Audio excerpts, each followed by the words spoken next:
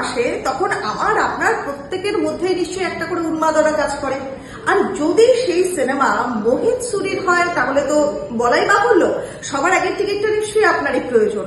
একেবারে blockbuster film 18ই জুলাইতে মুক্তি পেয়েছে ফিল্ম সাইয়ারা। আর শুধু সাইয়ারা যে মুক্তি পেয়েছে তাই নয়, সাইয়ারার ট্রেলার যবে থেকে চালু হয়েছে তবে থেকেই কিন্তু দর্শককুলের মধ্যে একটা টেন্ডেন্সি কাজ, টুর পরে আশিকি 3তে কি হতে চলেছে, কি হবে, এটা নিয়ে যখন আমাদের মনে একটা প্রশ্ন ছিল, ঠিক তেমনই আশিকি 2 এর সঙ্গে কিন্তু বেশ মিল পাওয়া যাচ্ছে সাইয়ারার। যারা দর্শকরা অলরেডি সিনেমা দেখে এসেছেন তারা কিন্তু ঠিক এমনটাই বলছেন। এবং সুরির আগের যে সমস্ত ফিল্ম ছিল, রকস্টার বলুন বা একে একে এক ভিলেন বলুন, প্রত্যেকটা ফিল্মের মধ্যে যে কেমিস্ট্রি গুলো আমরা খুঁজে পাই তার থেকেও কিন্তু দুর্দান্ত কেমিস্ট্রি তৈরি হয়েছে সাইয়ারা। যাচ্ছে যে যিনি নায়ক আহান, তাকে কিন্তু একটা বিশেষ ভূমিকায় পাওয়া যাচ্ছে। আমরা পাচ্ছি চাঙ্কি পান্ডের ভাগনা হচ্ছে নাহান।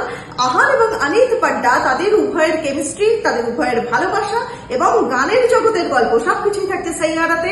নজর রাখুন সাইয়ারার দিকে।